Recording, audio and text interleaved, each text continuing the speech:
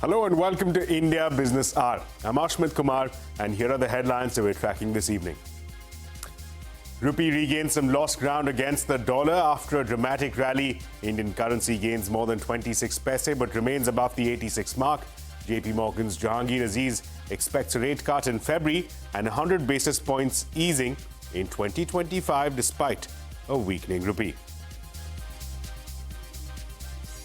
India's trade deficit declines to a three-month low of just under $22 billion in December. Exports remain largely steady, even as it declines marginally year-on-year. Trade deficit is up 14% in the first 9 months of this financial year. Tata Power is likely to have submitted bids to acquire a majority stake in two state-run power distribution companies in Uttar Pradesh. The state government had invited bids earlier this week. That's an exclusive. The Union IT Secretary says critical equipment meant for Indian manufacturers and global companies like Foxconn is being held up at Chinese ports for several months. Electronics industry fears any further disruptions could jeopardize production and expansion plans. Prime Minister Modi commissions 3 Navy warships in Mumbai, says India is becoming a major maritime power and is being recognized as a reliable and responsible partner. This is the first time in the nation's history that a destroyer, a frigate and a submarine have been commissioned together. Hopes for a ceasefire in Gaza rise as negotiators say that Israel and Hamas are at the closest point to striking a deal. But Israel continues to bomb Gaza, killing 62 people in the last 24 hours. 5 days before he takes office as US President, Donald Trump announces that he will create an external revenue service to collect tariff from foreign countries, says other nations will finally pay their fair share. US securities market regulator sues Elon Musk for failing to properly disclose his Twitter ownership. The regulator alleges that Musk amassed Twitter shares in secrecy that allowed him to buy the microblogging company at artificially low prices. TVS Motor leads Bajaj Auto in the electric scooter race in the first 15 days of the new year. Ola Electric remains a third place and announces fresh discounts to bolster sales. Former Delhi Chief Minister and AAP Supremo Arvind Kejriwal files nomination papers from the New Delhi constituency. He will be facing off against Congress's Sandeep Dixit and BJP's Parvesh Verma. Meanwhile, the Home Ministry gives ED the go-ahead to prosecute Kejriwal over alleged irregularities in the liquor excise policy case. Well, we'll come to all of that and a lot more in just a bit. But first, a look at the market action for the day. Now, the Wall Street ended in the green for a second day in a row in what was a range-bound trading session. Nifty and Sensex ended mildly higher, with the Nifty managing to hold on to levels above 23,200. The banks, meanwhile, underperformed the blue chips, with the index ending flat but with a slight positive bias. Meanwhile, mid-caps outperformed the Nifty and Sensex but closed off highs. Jonathan Garner, meanwhile, of Morgan Stanley, is bullish on India compared to other Asian markets, even as he believes that valuations are a bit high. The weight of India in the EM index has actually been going up. And with the domestic bid very strong, valuations are relatively elevated. I wouldn't say they're extreme, but they're relatively elevated. We expect foreigners to be very engaged in the Indian market this year. Over time, it's on its way to being the largest market in EM. And that means global investors are going to pay a lot more attention to India than they have in the past. With that, on to the money market now. After days of continuous decline, the rupee edged higher against the dollar in today's trade. This was largely due to a fall in the dollar index. However, $1 still costs more than 86 rupees. As per dealers, speculative traders unwound their long dollar positions to book profits. The Indian currency got some reassurance as the Indonesian rupiah remained steady even as the country cut interest rates in the face of strengthening dollar.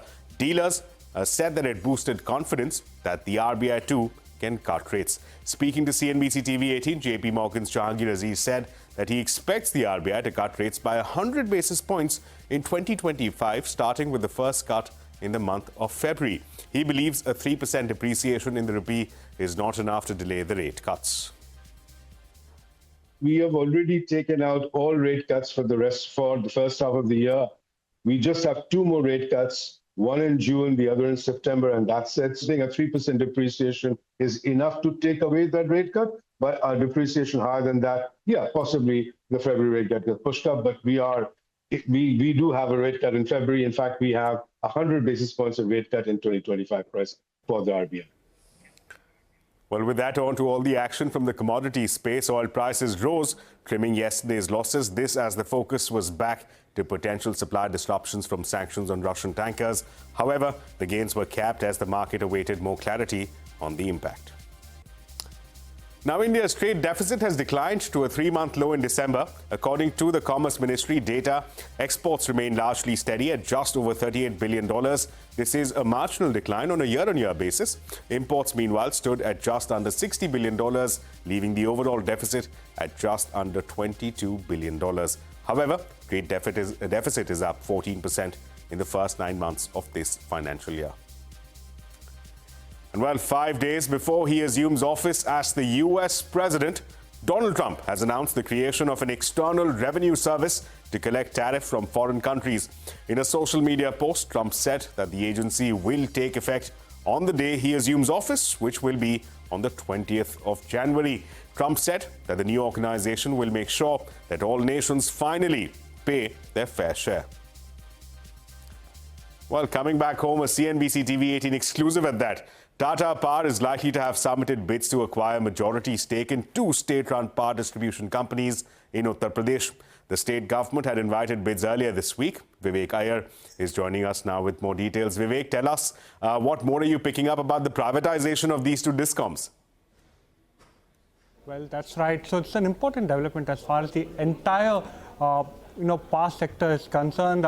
Privatization of discoms, something that's been the ask of both the discoms, power financiers, as well as private utility players, is back in focus. On January 12th, the UP state actually went ahead and invited tenders. This is to go ahead and call for transaction advisors to help in PPP JVs or in the privatization of discoms. Now, out of the 5 discoms that the UP state government holds, they have invited bids for 2 of these 5 discoms. And what we understand from our sources is that Tata Power is interested, evinced interest, also looking to go ahead and submit bids as far as acquiring these particular discoms are concerned. Now, how will this particular PPP JV work? 49% will continue to be held by the UP state government or the discom. Another 51% will be held by the eventual winner of the entire bidding process. So 51% part of the JV will be held by the private utility player. So an important development. It's a development that will most likely take quite a bit of time to fructify, given the fact that this is a sensitive topic, especially in terms of both unions as well as enough votes coming through for going ahead and getting votes on board for the entire privatization process. It's an important development in the power space, and we'll keep track of this particular development. We reached out to Tata Power at this point of time. They haven't given us any comments as yet. Right, Vivek, thanks so much for that update. Now, Aditya Birla Fashions Board has approved raising funds to the tune of 5,000 crore rupees. 2,500 crores will be raised via qualified institutional placement. The company will also be issuing preferential shares worth about 2,400 crores to promoters, Pilani Investments and Fidelity Group. The fashion retail firm has said that it will use these funds to pursue growth ahead of its proposed vertical demerger into 2 separate listed entities. And Minda Corporation shares surged in trade after the company announced that it will acquire 49% stake in automotive products maker Flash Electronics. The acquisition will cost the auto component manufacturing company 1,372 crore rupees. The company has said that the all-cash deal will be completed by the 31st of January.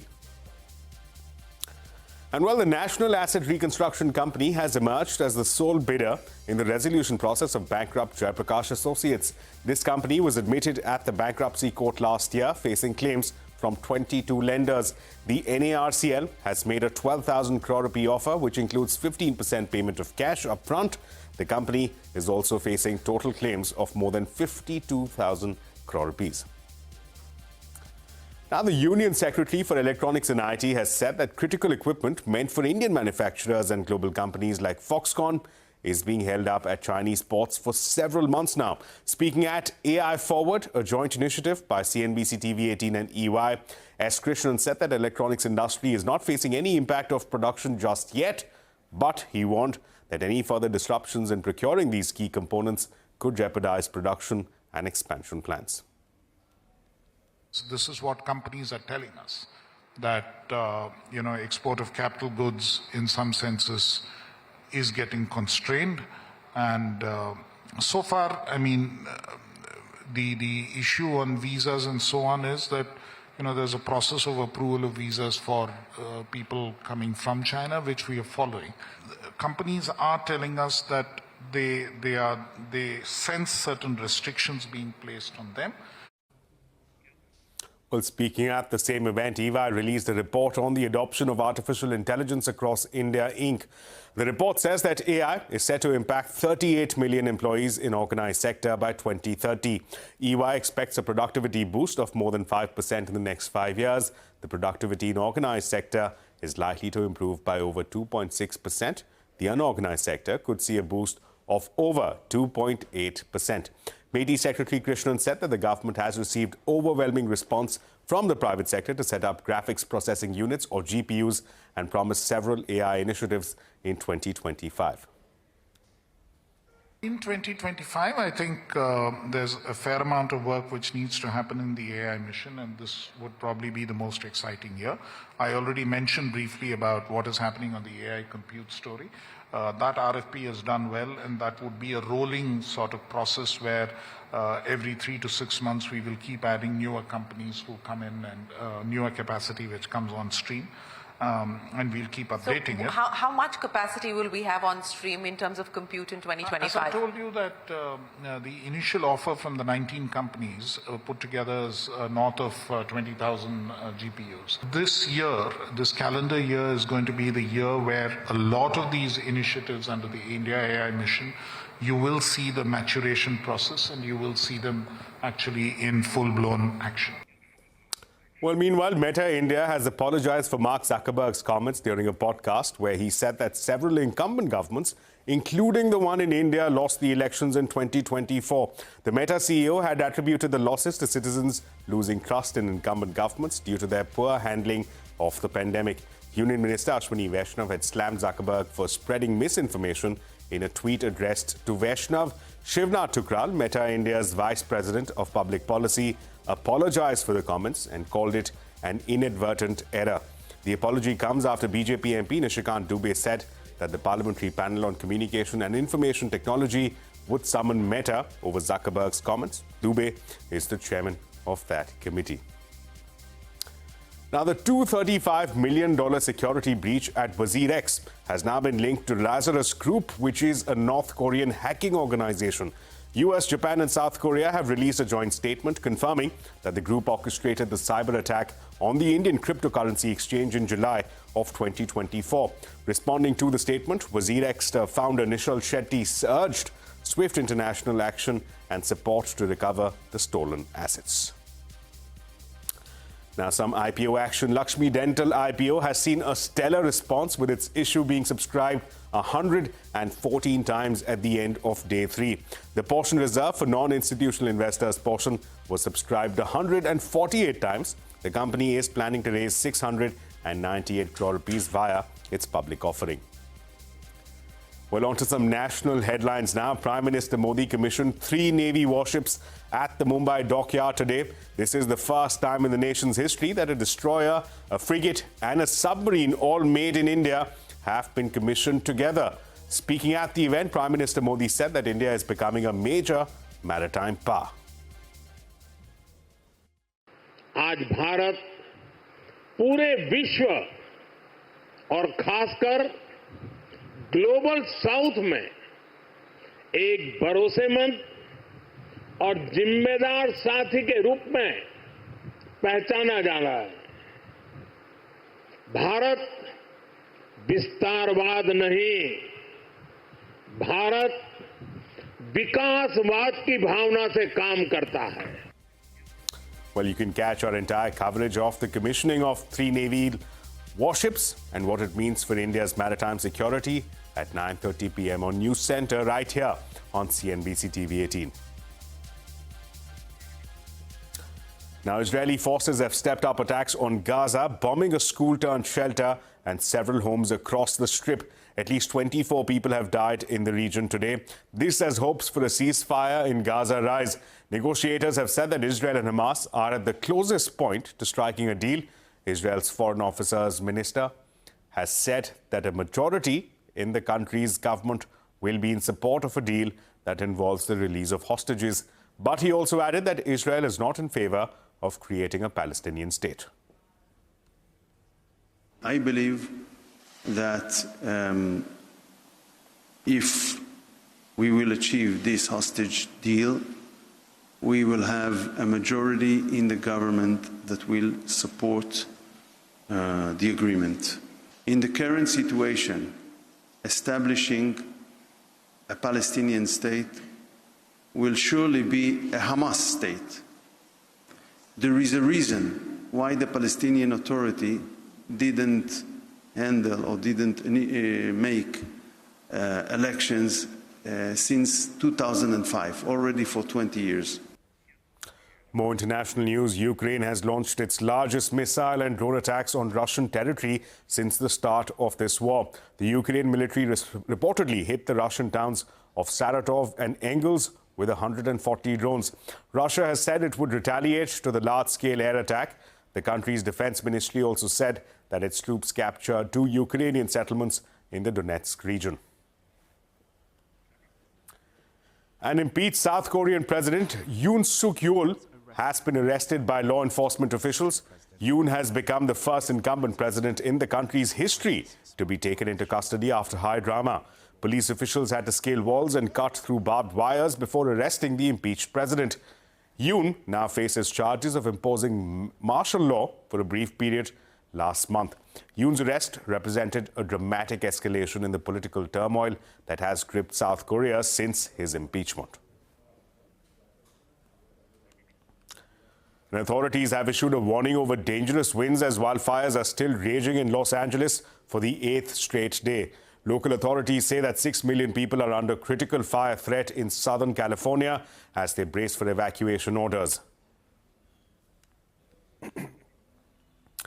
More news from U.S. The U.S. Securities and Exchange Commission, the SEC, is suing the world's richest person, Elon Musk, over his alleged failure to properly disclose his stake in Twitter.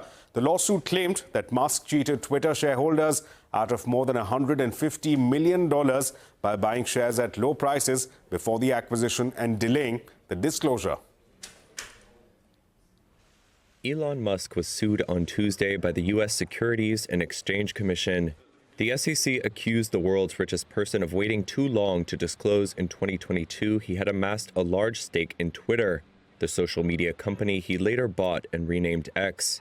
An SEC rule requires investors to disclose within 10 days when they cross a threshold of owning 5% or more of a company. The agency said that at the expense of unsuspecting investors, Musk instead waited 21 days to disclose his initial purchase of 5% of Twitter's common shares at artificially low prices. The SEC said Twitter's share price then rose more than 27% once Musk disclosed his stake. Tuesday's lawsuit seeks to force Musk to pay a civil fine and give up, quote, unjust profits. Alex Spiro, a lawyer for Musk, called the suit the culmination of the regulator's, quote, multi-year campaign of harassment against his client. He added the lawsuit addresses a mere, quote, alleged administrative failure to file a single form, an offense that, even if proven, carries a nominal penalty. The filing against Musk comes 6 days before Trump's January 20th inauguration, when SEC Chair Gary Gensler will step down. Trump's nomination to succeed him, Paul Atkins, is expected to review many of Gensler's rules and enforcement actions. And coming up on India Business Hour, the promise of high returns, cars and iPhones leave investors in the lurch in Mumbai. We decode the Taurus jewelry fraud. And you can also catch all CNBC TV 18's news and updates on Facebook, X, Threads, Instagram, and JioCinema.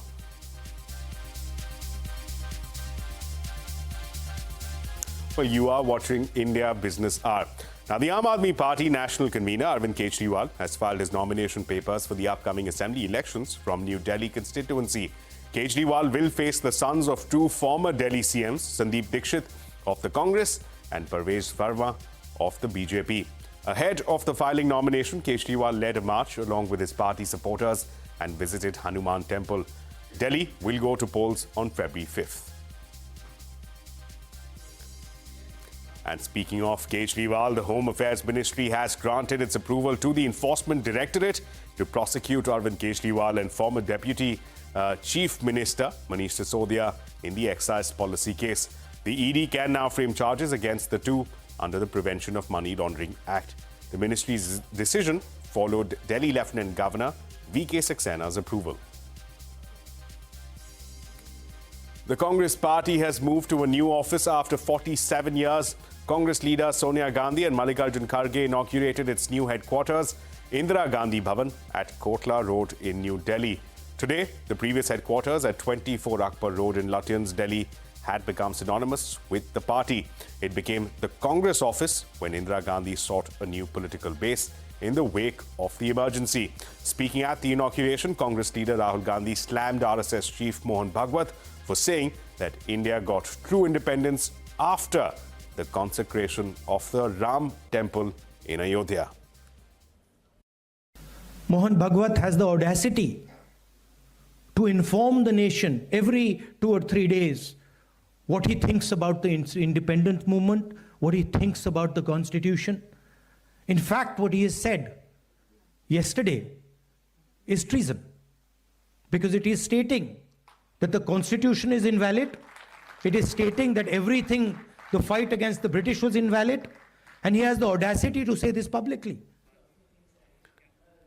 Well, moving on to the electric vehicle space, TVS Motor is ahead of Bajaj Auto in the electric scooter race in the first 15 days of the new year. Ola Electric remains in the third place as it continues to lose market share. Parishit Luthra is joining us now with more details. Parishit, what is 2025 looking like for the two-wheeler EV space? Well, the 2025 year is definitely an inflection point for electric vehicles in the country because all mainstream OEMs are firing all cylinders when it comes to EVs. But there are changes. The pecking order is changing. Till early last year, it was Ola Electric, which was reigning supreme in the two-wheeler EV market with a more than 50% market share. Now, this market share of Ola Electric dropped to 18% in December and has also dropped by another 0.4% in the month of January. So Ola, which was the top EV OEM in terms of two-wheelers, has now come down to the third place. The company sold 6,655 electric scooters in the first 15 days of January. Market share has dropped to 18.4% in January from 18.8% in December. Ola Electric has also recently launched a 72-hour discount offer between 12th and 14th of January. The company is offering the S1 scooter at 60,000 rupees with a 24,000 rupee discount and an extended battery warranty. So this is a very high level of discounting and schemes. The TVS Motor Company sold 9,804 units. It got the #1 spot, followed by Bajaj Auto at 8,694 units in electric vehicles in the first 15 days of January. And both of them occupy the top 2 position with a combined market share of more than 50%. Here, TVS market share in EVs is 27%, Bajaj Auto at 24%. Ather has also been gaining ground. They sold 5,360 units in January, and they've gained market share by 0.6%. Their market share now stands at 14.2%. In fact, the difference between Ola Electric, which is at third place, and Ather, which is at fourth place, is roughly 1,200 units in terms of sales volume in January. The market share and sales have been narrowing since December between Ola and Ather.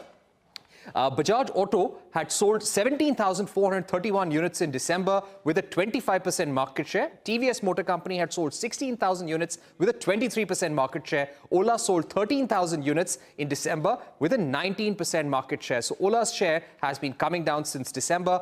But overall, in calendar year 2024, Ola Electric was the #1 EV OEM with 4,07,000 vehicles sold. TVS Motor Company sold 2,20,000 electric scooters in calendar year 2024 with 32% year-on-year growth. Bajaj Auto sold 1,93,000 units with a 151% growth year-on-year. Right, Parisha, thanks a lot for that. So a highly competitive space that, with Bajaj Auto and TVS taking the early lead in 2025. Now, nearly 4,000 people have been accused in the Taurus from Mumbai-based jewellery chain of defrauding them. The economic offences wing of the Mumbai police is investigating these allegations. CNBC TV 18 Santya Gora reports that the police believes this scam could run into hundreds of crores. The panic among these people is palpable. Crowds like these gathered outside stores of Taurus jewellery in Mumbai, Navi Mumbai, Kalyan and Mira Road, and everyone said they were investors who had been swindled by the company. इसमें 4 lakh invest किया हूँ। शुरू में मैं 1 लाख रुपया डाला था तो मुझे बराबर वीकली पेमेंट आने लगा था। उस टाइम 6% था और अभी 10% किया तो उसमें मैं और 3 लाख रुपया डाल दिया। तो अभी तो वो आया नहीं। हम लोग भाजी का बिजनेस करते हैं, सुबह सुबह भाजी का बिजनेस करते हैं। हम लोग ने पैसा कुछ रखे थे कि अगर इन्वेस्ट करो कुछ पैसा जमा हो जाएगा तो धंधा को आगे बढ़ाऊंगा। इसकी लालच में हम लोग पैसा वहाँ पे डाल दिए। कंपनी से कुछ रिस्पांस मिल रहा है? नहीं, कुछ नहीं। ऐप सब ओपन हो रहा है, कुछ पैसा वैसा कुछ नहीं आ रहा। 10,000 रुपये डाले थे मैंने, बोले 50,000 रुपये आएंगे और 50,000 मेरे तो डाला और हफ्ता भी नहीं आया और बंद हो गया। Here's what happened. Taurus Jewellery was launched in February 2024. It offered a series of schemes which promised interest rates ranging from 6% to 20% per week. It also offered rewards to people who bought jewellery or brought in more investors and customers. These ranged from flats in the Mumbai metropolitan region to cars to iPhones to precious gems and jewellery. Investors poured in. But by the last week of December, interest payments had stopped and many claimed the gems they were given as rewards were fake. The police is investigating these allegations and has arrested 3 people so far.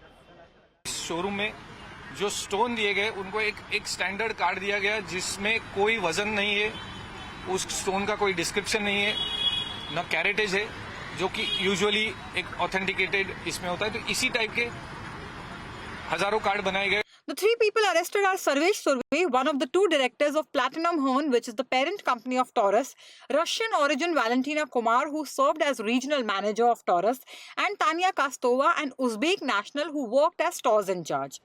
A lookout notice has been issued for 11 more accused, including Ukrainian national Victoria Kovalenko, who was the other director of Platinum Horn. The police believe these accused were planning to commit similar frauds in neighbouring countries like Sri Lanka and Nepal. They also believe the money swindled from Indian investors was laundered and remitted abroad. Well, with that, it's a wrap on this edition of India Business Hour. Thank you so much for watching. For more news and updates, keep watching CNBC TV 18.